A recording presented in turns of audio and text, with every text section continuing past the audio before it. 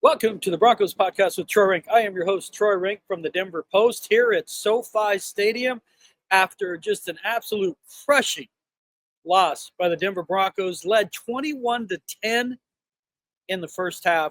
Offense was absolutely humming. 3 touchdowns on their first 3 drives. We haven't seen that all year. We hadn't seen 2 touchdowns on their first 2 drives, let alone 3, and it wasn't enough. They squandered an 11-point lead. This game symbolized by a weird, obscure rule in the end. Sean Payton got greedy. Jim Harbaugh got nerdy. And now the Broncos still need one more win. They could get help this weekend if Chargers, Bengals, Dolphins, if the Colts, Bengals, and Dolphins all lose. But Broncos control their own destiny with one more win with 2 to go at Cincinnati. Not going to be easy, obviously. And certainly the Chiefs in the finale. Chiefs may not be playing for anything there, but, let's keep it real here. The Chiefs have beaten the Broncos 17 of the last 18 times. That's not a game you want to have to win if the Chiefs are still playing all their players. It doesn't mean you can't. They should have beaten them in Kansas City, but for now, the Broncos sit at 9-6. Their 4-game win streak has gone by the wayside in one of the most crushing ways possible, given how well they played in the first half until the last really minute of the first half. And then it all just kind of dissolved. Questionable play calling, deserting the run, and they kind of got the outcome, unfortunately, they deserve. So Broncos country, I would say hang in there, but I would not blame you if it felt like against the Chargers, 80,000 volts of electricity into your skin. Like, what in the world just happened? A free kick? What? We'll get to all of it after the break. Have you been injured in a car wreck or hurt at work? What are you waiting for? Give my friends at Hoggett Injury Law a call. Their motto, with us, it's personal. That's because it is. I've known Darby Hoggett forever. We traveled the country watching our boys play baseball. I became his good friend. Many of his clients become his good friend. You don't even have to pay Darby up front. How good does that sound? In case if it goes as planned, Darby will be the one writing checks to you. Again, if you've been injured in a car wreck or hurt at work, give Darby's team a call. It's 1-833-HOGGATT. That's 1-833-HOGGET. Or visit the website at hoggettlaw.com. BetOnline continues to be the world's most trusted betting platform and your number one source for online betting. From the earliest odds to in-game live betting, BetOnline provides you with all the action and the ability to watch the games as they happen. With the largest selection of odds on everything from football, the NBA, college hoops, NHL, UFC, you name it. Head to BetOnline today and don't forget to use the promo code. That's BELIEVE, BLEAV, BLEAV for your welcome bonus on your first deposit. BetOnline. The game starts here. Welcome back to the Broncos pod with Troy Renck. I am your host, Troy Renck from the Denver Post. It is still raw. Here we are at SoFi Stadium, and an hour or so, 2 hours or so after the Broncos just absolutely debilitating 34-27 loss to the Chargers. How did it happen? What happened? Well, let's start at the beginning. The Broncos offense absolutely humming. Sean Payton on his play sheet writes down, running. On the top of his play sheet, 3 exclamation points. And he seems to take his own advice. In football parlance, this was the equivalent of keep it simple, stupid. The Broncos' ability to run and not turn it over was going to be the secret to their success. And on that first drive, it was, a little bit of a revelation. Audric Estime was getting a bunch of carries. You look up, and there is Javonte Williams looking better. And then Blake Watson. And then, obviously, Bo Nix. But four different ball carriers, and they're motoring down the field. You're like, they got something here. And it continued to hum. The Broncos' first half of offense, they were, 236 yards, 16 first downs, and then things got weird. They get up.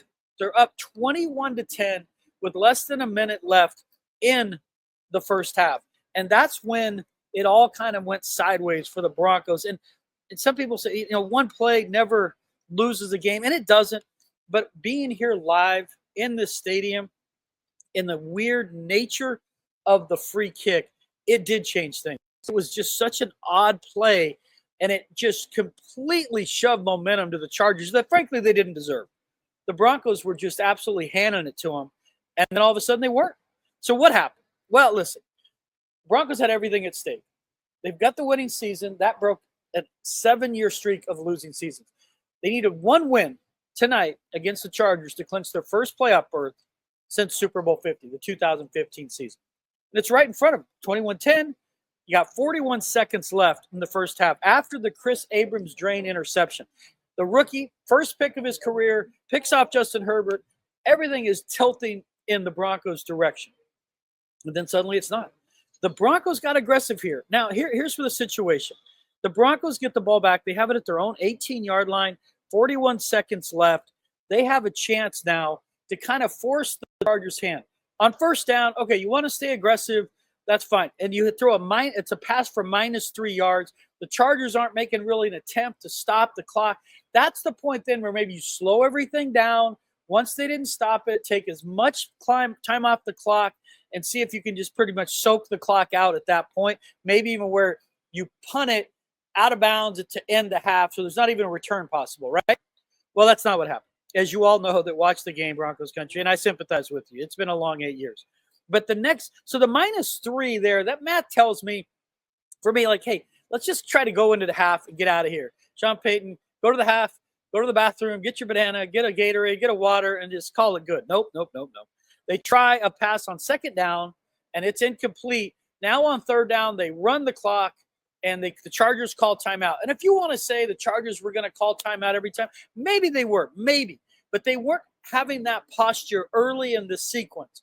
It became a very messy, botched sequence by the Broncos. And they end up having to punt. Well, they punt, and even then they could save themselves. And so while Peyton, I think, deserves blame for getting a little too greedy and Harbaugh getting a little too nerdy, this is not a conversation of Tremont Smith, who's been arguably their best special teams player all year, doesn't make a bad decision. He runs into Darius Davis, the returner. So Dixon kicks it, a 46-yard punt to the 38-yard line, and Tremont Smith, right as he's trying to fair catch it, runs into it. Big deal. Who cares, right? Well, it's a 15-yard penalty. That's why it's a big deal. And because it's this fair catch, it's this kind of little-known rule that, Sean Payton insists he knows, and that talking to Parker Gabriel, my colleague from the Post, they practiced this free kick in 2023 in OTA. So I have no doubt Peyton knows it, but I definitely didn't think he was thinking it was going to be exploited against him. But here we are, Jim Harbaugh. Not only does he know this obscure rule, he said afterward it's his favorite rule in football, that he's wanted to try this. Like, this is his moment, the aha moment. I'm going to get to do something no one has ever done. Well, they've done it, but basically it's been 48 years, folks. So they get a free kick with a 15-yard penalty. And this free kick is weird. And I don't know if you remember, like, the drop kick by Doug Flutie with the Patriots like 25 years ago. It's this, again, another obscure rule. But this rule is he lines up with no rush. It looks like a kickoff, and he's going to kick a field goal. So like a kickoff, he's kicking a field goal. It's a 57-yarder. And normally it's like, I don't give that much shot. But as a kick with no rush, no worry about the trajectory, they can't block it. He was in great position. And if you're saying to yourself, Troy, I've never seen this before. This is crazy. Well, unless you were watching the Chargers game in 1976 involving Ray Wersching, you didn't see it. That's the last time it's happened. According to the quick history I've seen, it's been tried like 9 times since and failed. Tonight it did not. And you're thinking, how in the hell did this just happen? So Cameron Dicker, the kicker, and that's what Harbaugh is saying. Let's talk about this play by Cameron Dicker. He was just fired up about it because he's like, it's my favorite rule. It changed momentum. This was our moment. This was our big chance. And they convert it 21-13. So they go into the locker room feeling like they've just snuck away with 3 points. They just basically stole 3 points. They're feeling way better about themselves than they should. So not only are they cut the deficit to 21-13, but they feel like they kind of got one over on the Broncos. So the Broncos then come back out and they drive and they get a field goal, but it's just the game felt entirely differently at that point. I was like sitting there, and it's like, when at lunch you have that extra piece of pizza, or happy hour you have the third drink and you don't feel right, and you're like, man, I wish I hadn't done that. That's how the second half began to unfold for the Broncos. Just uncomfortable. Like, there was just this uneasiness to it. Now, again, Broncos country, I get the DMs, I get the Twitter feed, I get the emails. Some of it's the play calling. They went away from the run. No doubt about that. In the first half, Broncos have 89 yards rushing. They're averaging 6.8 yards a carry, right around there. And in the second half, they abandon it. And there's just not an excuse for it a lot of times. Now, again, late in the game, yes, but there was a point where Sean Payton needed to heed the advice on his play sheet to run the football, keep running the football. And he got away from it, and it burned him. But if you look at the stats in the first half, and I'll go to the game book here to make sure you guys have a better understanding of what happened. The first half, again, the Broncos scored touchdowns on 3 possessions, 3 straight possessions. They're up 21-10, then it's 21-13. But you look at first half statistics compared to the final statistics. In that first half, the Broncos were absolutely doing work on the ground. They had 89 yards rushing. They're on pace at that point for 180 yards rushing, which would be season high. It'd be similar to that Browns game last year where they just controlled everything. In the second half, they ended up 89 yards rushing in the first half. The Broncos finished with rushing 110.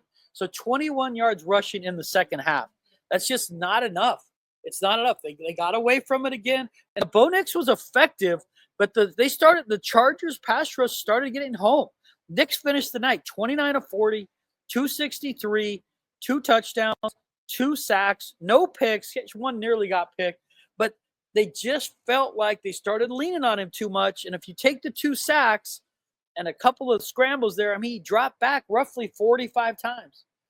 And I've said it, and I'll keep saying it. For this team to win, they need to be more multidimensional. And that magic sweet spot number for me, for Nix, is right around 30, 35 dropbacks. When he gets into that number 40, it's just not a great number for them. You stop eating the clock. You stop controlling the tempo. You stop winning at the line of scrimmage. It just changes the vibe. The Broncos, the second half, they had the 3 points early and then 3 points late to try to then set up an onside kick. But their second half possessions, they just weren't themselves. Everything that was working in the first half suddenly wasn't in the second half. And again, I want to get into it too, that part of this is on Justin Herbert, who just absolutely balled out. But if you look at the second half for the Broncos, their possessions, we go to, in the second half, right here, the 4th possession. I want to make sure I got this quarter right. But if you look at their last 1, 2, 3, 4, 5, 6, 7 possessions, punt, field goal, punt, field goal. They started the game with touchdown. Then conversely, you look at the Chargers, their last several possessions, including the Cameron Dicker, the kicker, with no time left, and that free kick to end the half. Field goal, touchdown, punt, touchdown. I mean, it just flipped on its head. From that moment, it flipped on its head. Now, was that the reason they lost? It's never really about one play in football. It really isn't. The Broncos committed too many penalties. There was just an absolute BS penalty, I thought, on Justin Strnad that extended a drive that could have been a field goal. That ended up being a touchdown. It looked like Strnad just barely even touched Herbert, but replay, maybe his elbow hit, and I get it. The league's always going to tilt toward favoring the quarterback. I'm not naive to this, but I thought that was a ticky-tack call, and it cost them 4 points. That 3 points at the end of the half cost. So they at a point where you're trying to drive and maybe win a game or tie a game, you're just in a different position. You just felt like the Broncos, once they fell behind, they were climbing uphill. And with the Chargers, not only do they go ahead 25-24, like around 9 minutes left in the fourth quarter, they get this crazy 2-point conversion. It looked like the ball might have been deflected by Strnad from Herbert, but Joshua Palmer makes this unbelievable deflection to himself with toe drag swag here behind me in the stadium. And that's 27-24. And again, it just felt like everything that could go wrong for the Broncos in the second half was tilting that way, from a couple of penalties, from, again, the momentum gained from the free kick, the Broncos unable to sustain drives, unable to establish the run consistently in the second half, and it all just kind of added up. And it's a reminder, folks, that, again, this season, if you view it with realistic expectations, they've exceeded them. The over-under number was 5.5 to begin the year. So I picked them to win 6. So I first one to say they've exceeded expectations. But you reframe those as the year goes on, and if they don't reach the playoffs, it would be disappointing. There's no way around it. When you need to win one game with 3 to go, now they could get help again. If all 3 of these teams lose, they could, but nobody wants to back in that way. Nobody. And frankly, winning this game would have given them a real shot to get a 6th seed, because going to Buffalo, if they're the 2 in January, that's nobody's idea of fun. But the reality is the Broncos have exceeded expectations. They've changed the culture. But what tonight demonstrated is that there's still mile markers to go on this road to redemption, and that nothing comes easily for this franchise since Super Bowl 50. And that's just part of it. I mean, that's just part of it, that I think once they turn that corner, they get to the playoffs. A lot of this stuff we've spent the last 8 years talking about, the 13 quarterbacks, the 5 head coaches, all the years without the playoffs, a lot of that just kind of melts away, and you're focused more on, is this team, can it make a deep run? Are they going to add a receiver? They're going to get a tight end in the draft. A lot of this stuff starts to feel differently, but they're still in it, folks. They're still in this drama of this vortex of the last 8 years, and they're climbing. They're making their way out, but it's hard.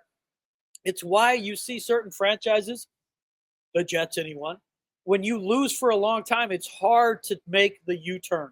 And the Broncos have made significant steps this year. Tonight was a night to put their foot down and make a statement that they're out of it.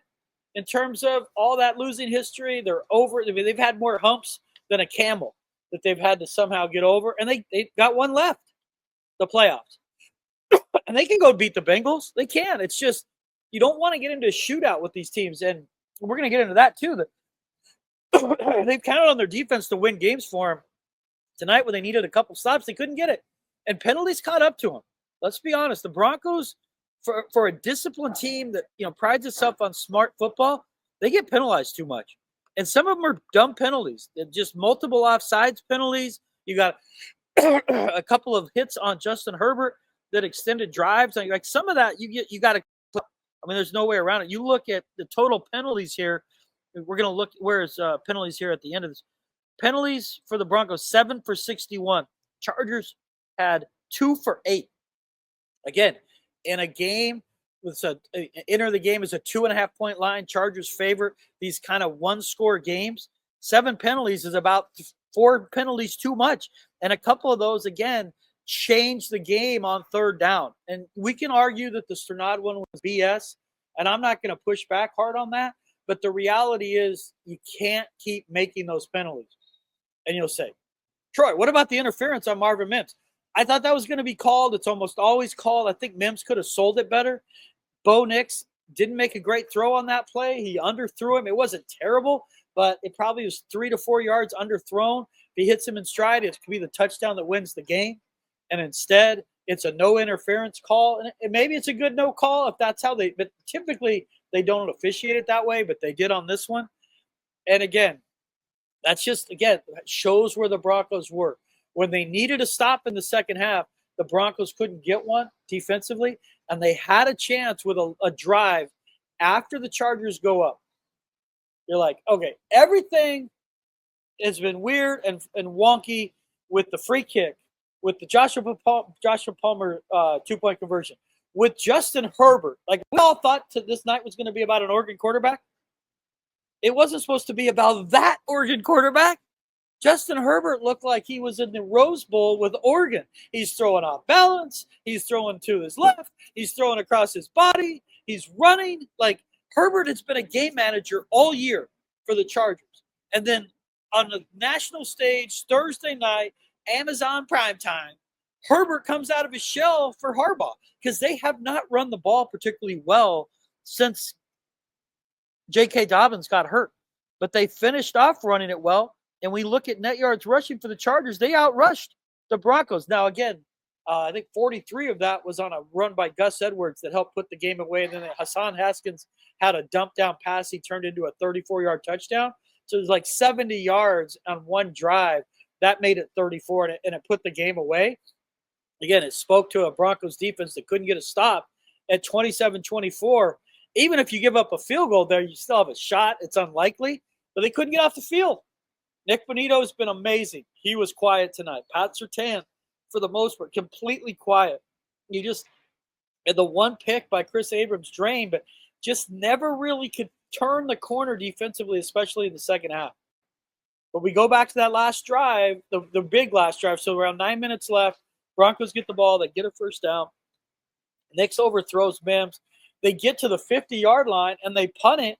I don't have an issue with that. It was like 8+ minutes left, and they just can't get off the field.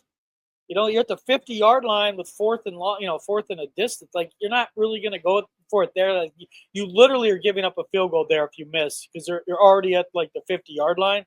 So now you're making it a touchdown game. I understood that decision, but you couldn't make it matter by getting a stop defensively. And again, it just shows, folks, the Broncos, they've got some wrinkles to iron out. At times, the lack of talent offensively of just having a playmaker that just, hey, go out and win it for us, it haunts them. At times, it's Sean Payton, the gravitational pull for him to throw the football, get away from the run. They running well, and I don't know if it's just the voice inside his head or the devil and the angel that he loves to pass. And again, you have Drew Brees, and you have Michael Thomas, you have Alvin Kamara, you have Jimmy Graham, you have Marcus Colston. You getting the picture here? Mark Ingram. They don't have that kind of weapons. Like, so even if if Bo's accurate, you're not seeing the yards after catch. Like 263, it's a big number. 40 of those, that's 40 pass attempts. And a lot of these are behind the line of scrimmage. Now Bo made some plays, but it's just, again, we're just at times you're pushing it to the ledge, you're pushing the envelope that run the football. I mean, if there's a positive in this, it's that Audric Estime with Jaleel McLaughlin out, he established himself a little bit. 9 carries, 48 yards. He led the team in rushing. Bo Nix was second with 25. Javonte Williams, 4 for 24. Blake Watson, 4 for 10. And Marvin Mims, 1 for 3. 21 carries, 110 yards. Again, they had 89 in the first half. That's what kills you. Is you look at the first half statistics and where they were rushing the football at that point, 13 for 89. So you run the ball 8 times in the second half for 21 yards. And when this team gets one-dimensional, they get vulnerable. And that's what happened. So what I can tell you, Broncos country, is that, you take a deep breath. You can be frustrated. There were so many of you out here. Be proud of yourself, because this game absolutely screwed over and gave the shaft to a lot of fans who wrote into me about, hey, I can't get off work. I can't get out of these hotels. They're non-refundable. And that's a real issue for normal people. People like snicker at that. But the NFL doesn't care. All they care about are their TV partners. And the sooner you know that, the better. At least it eases your conscience. They don't care if they move these games. They care about the TV partners and the TV money. The in-game spectators move zero needle for them other than it looks cool on TV. The money is through the TV contract.